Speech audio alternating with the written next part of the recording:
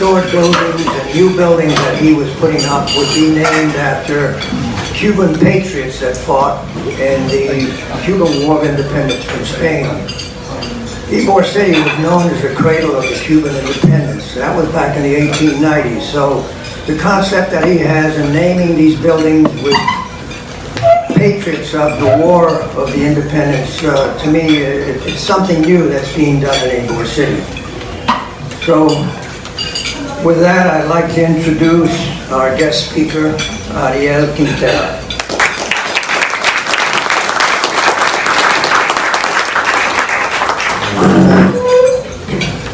Thank you, Raphael.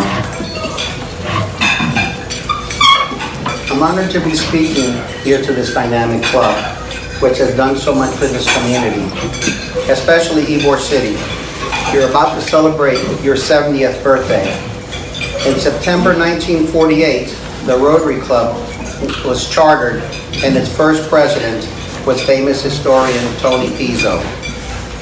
Tony Pizzo also went on to be the first mayor. And one of his famous quotes was, "There's 24 hours in a day. 8 hours to work, 8 hours to sleep, and what you did with the remaining 8 is where you ended up in life." Ybor City and Cuba are forever linked. We have more historical markers, busts, and statues of Jose Marti here in Tampa than any of our nation's own heroes like George Washington and Abraham Lincoln. Thanks to the Ybor Rotary Club, these historical markers are up today. And thank you also for the genius of Tony Pizzo. So in order to understand our future, we must acknowledge and embrace our past. Ybor was known for being the cigar capital of the world, thanks to Vicente Martinez-Ybor. Different cultures, like the Italians, the Cubans, the Spaniards, and the Jews, all migrated here to live a better life. You could walk down 7th Avenue and smell the Cuban coffee roasting. So our belief is, construction materials and construction projects can be built by anyone. The history and the essence of what this great Ybor City represented wouldn't be the same without honoring it. Construction projects are a weave of fabric, culture, architecture, but it must tell the story of our plight. We must preserve and cherish it. And if we don't bring back our history for our next generation, it will be forgotten. So our concept is, I think we all know Freddie Pacheco. And Freddie Pacheco would paint these beautiful paintings, bright colors, and of characters, of places, the trolley, and of life here in Ybor City. I purchased a painting from him one time and I asked, Freddie, who are these people? And he was able to name every single one of these characters in this painting. And he said, this person here I knew, I grew up with him. And so he went through the whole painting. And if there's a parallel to what my belief is here for Ybor, we want to paint Ybor City with naming buildings after not only the Cuban patriots who helped Cuba in its fight for freedom, but also so many other people that are heroes and that were heroes and that should be honored. So by naming these buildings after these special patriots, I think that we'll be able to see them come to life with history. So our goal and dream is not only to build and develop Ybor City. For me, it's personal. I pinch myself every day knowing that I'm part of this dream. It's exciting, working on plans, ideas, and planning and looking into the future. Our goal here is not just to build and sell. Our goal here is to build, become part of society, and continue building for many years to create a great city. We want to be part of the community and also explain and showcase the revolution that helped Cuba become free from Spain.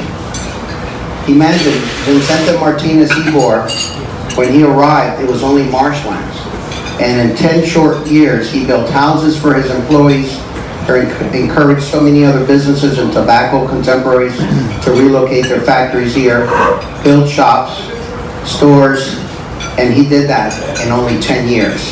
So imagine what we can do in the next 10 years. So our goal is just to continue building. We've started with an array of buildings already. We believe with what's going on in this area around us, Channel Side, what Jeff Minnick is doing, the Heights, we're going to see a critical mass come to fruition. And we believe here we are located in the center of all that activity. What they're trying to do and what they're actually attempting and fulfilling is just bringing more people to this area, more knowledge to this area. Ybor will have thousands of apartments and offices, mixed-use developments, physicians, dentists. 22nd and 21st will be main thoroughfares. The streets will be bustling with people, driverless cars, all while preserving, our sense of being. So I'll start talking a little about our journey here. I'm going to talk about a 2-block radius here between Lucio Parkway and 14th. So we can't start talking about this without talking about Vicente Martinez-Ybor. He left Spain for Cuba as a young child. By the time he was in his 20s, he had already established his name as the largest producer of cigars in Cuba. In the middle of the 10-year war that was being fought, he fled Cuba and settled in Key West, and eventually migrated here to Tampa. Like we all know, in 1886, he built a factory known as El Principal de Gales, and not long after that, he started building homes for his employees, and at the same time, he started buildings across the street, a building that we have renovated called the Don Vicente. There, he and his partner, Eduardo Mangrada, had their development offices and a photography studio on the 2nd floor. Vicente Martinez's first building was located on the corner of 13th and 7th. It was a framed 2-story building that was originally used to store tobacco. After his factory was built, he gave that building to his workers, and they called it a Liceo Cubano, a meeting place. On the first floor, there were small shops where you could imagine they would be playing dominoes and cards and smoking cigars. And on the 2nd floor, there was a theater. And that theater would invite talent from Cuba. They would play music, and it was basically a place where you would hear music playing in the evening. There was a club that would meet there, and the president, Nestor Carpenet, wrote and invited Jose Marti to speak. They had read about his great orating skills, his publishings, and so many books that he had written, and he immediately responded yes. When he arrived, the next morning he went over and met Martinez-Ybor, went to his office, and he was led to wait for Mr. Martinez-Ybor. After that meeting, the first meeting, he wrote in the newspaper in New York, La Patria, that he was so impressed with Mr. Martinez because as he sat, an employee sat with him and sat in Mr. Martinez's chair. So when Mr. Martinez arrived, he went to stand up. The employee, Mr. Martinez, said, "No, please sit in my chair." And that was very much left an impression on Jose Marti about Martinez-Ybor. We have looked to see if there was any more meetings in the history books about the relationship that they had after that, and there really wasn't much that we found, and I know Rodney and I, we worked on that, looking for more information on their relationship. But that evening, Jose Marti spoke to the group, and he said 2 speeches at the first night, con todos y para el bien de todos, which meant for all and the good of all. And the following evening, his speech was called Los Pinos Nuevos. These 2 speeches not only defined the unity and the need for unity amongst the Cubans, but it defined the revolution that was about to take place. You could already see that the Liceo Cubano on the corner of 13th and 7th was a place where a revolution of unity of Cubans from Key West to New York were united. How can we not tell this story? When you're in that vicinity, take the time to read the historical marker that Tony Pizzo and his Civic Club financed on 7th and 13th. That's why naming these buildings after these heroes is of such importance. A few names that I'm going to speak about were chosen because of their close ties to Jose Marti. He is surrounded by his closest allies on these four corners. The first building that we're honoring is in the name of Jose Marti, which is on the corner of Lucio Parkway and 7th Avenue. That's going to be a grand building of 127 apartments. It's going to have about 8,000 square feet of commercial. It's going to be built of block. We're going to have the courtyards all bricked, a statue of Jose Marti in the back. And we're here, we're committed for long term. And so everything we're building is out of block, full brick, the quality of construction that's going to last a test of time. So that building will start in the next few months, and it will be honoring Jose Marti. Next to that, we are developing and renovating the building on the corner of 13th and 7th, and that's where the Eliseo Cubano was. That one we're honoring Fernando Figueredo Socorras. And he was Jose Marti's closest confidant here in Tampa. He was one of the first Cuban-American state legislators in the House of Representatives and became the first mayor of West Tampa. The order of uprising was written in New York and secretly signed by Jose Marti and other leaders in the Cuban Revolutionary Party. It was delivered to Tampa and given to Fernando Figueredo here in West Tampa. The cigar from there was taken to Cuba and placed in the hands of Juan Gualberto Gomez. He takes that order to the generals to liberate, and the war begins in Cuba. So there's a historical marker in front of West Tampa Library on the corner of Union and Main that depicts and discusses that order of uprising. And who was Juan Gualberto Gomez? Juan Gualberto Gomez was Jose Marti's most trusted confidant. Because of that letter of uprising, the Marti War, War of 1895, which ultimately led into the Cuban independence on May 20th, 1902.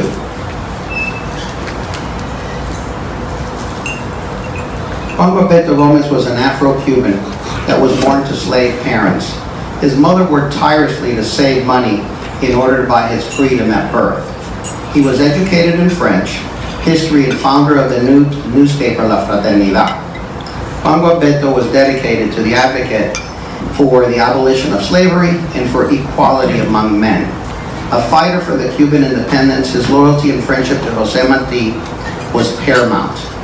Because of his part, the letter of uprising was given to the generals in Cuba, and the war started simultaneously.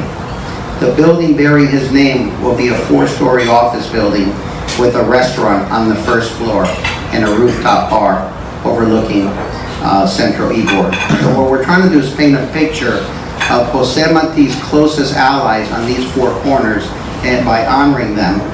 And we're going to have plaques on the buildings. We're going to have where our goal is where you can put your phone up to it and hear more of the history of these great people. We're also honoring Paulina Pedroso on the next corner. And she was also very intricate in his life. She took care of him with Dr. Barbarossa when he was poisoned in one of his visits to Tampa. She was outspoken and a believer in freedom. She and her husband, they were Afro-Cubans at a time when segregation and Jim Crow were taking hold, especially here in the South. And yet she was a businesswoman, property owner, well-respected, a leader. Shall I say more? The property where she lived was donated to Cuba in 1956 and is located at the location of the Jose Marti Park. Please see the historical markers in front of the Cuban club and the one in the Jose Marti Park, and both were written by Tony Pizzo. We are now also on the stages of completing the renovation of the Oliva Cigar Factory. That cigar factory was built in the 1880s, and it was formerly called the Monet Cigar Factory. During construction, it leans 13 to 16 inches. And believe me, I slept in the fetal position for a few nights. Because the building is 200 foot long, 50 foot wide, and 50 foot tall. And you just scratch your head. So how do you bring this monster back to being straight? And we got that done. And today that building is just beautiful. We will have it completed within the next 60 days. We've already rented several of the units. And there seems to be good interest in that building. The floors, everything we found in that building the original balusters, the original baseboards, the original door casings. And so we had them copied exactly. So what you'll see is materials of today, but exactly from the original building, including the beadboard on the wall. Its windows are 9'4" by 3 foot, so each apartment has 3 or 4 of these gigantic, beautiful windows. And the floor came out of a building that was also built in the 1880s. That was a big factory in Chattanooga, Tennessee. So we bought all the floor from it and had it shipped down and installed in this building. So that corner that we're talking about will be honoring Jose Marti, Socarras, Juan Guabeto Gomez, and Paulina Pedroso. And for us, it's the beginning. I mean, our commitment to Ybor is long-term. We believe that what we're trying to attract is a type of tourism that's in the need of searching for our history. And just in the Tampa Bay area alone, there's 120,000 Cubans, and in Miami, there's over 1 million. We're getting all sorts of emails and interest from people just wanting to come here to Ybor City to learn more about our history. Of course, there's so many more other people to honor. There's an array of Italians and Spaniards and just all forms of all cultures of life that live here, that there's plenty of buildings to be honoring all of them. So what I dream is of Ybor City to be a place of culture, of word tourism, a place where people who are interested in history will want to visit, a place where the world knows of our plight, a place you can walk up to any of the buildings and learn about its history through a phone app. My dream is to restore the Jose Marti Park to allow visitors from all over the world to learn about his life. It's time to make it a place that makes us all proud.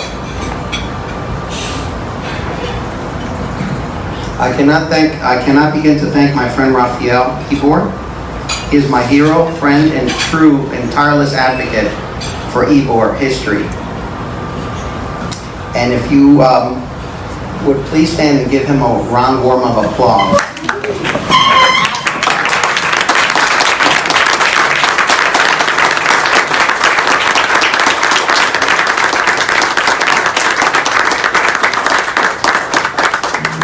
He's the real deal. Does everyone know EJ? Yes. So I went to EJ for advice. I said, EJ, I mean, I'm not a public speaker. What are your thoughts? I mean, what do you think I should do? He goes, well, you need to make sure that you look at the crowd from the left to the right and make sure everyone has your eye contact. So, did I do that? Perfect. All right.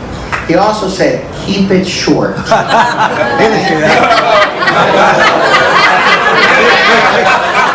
Keep it short and precise, that's what I do. And the last thing he did was he says, but whatever you do, do not bore them. No? So did I bore you? No. Beautiful. My gratitude, my gratitude to the Ybor City Rotary Club. It's an honor to be invited to speak. And if you have any questions, I'll be more than happy to answer them. And just the fact that we could give you a little more about our perspective and our ideas here in Tampa is a privilege.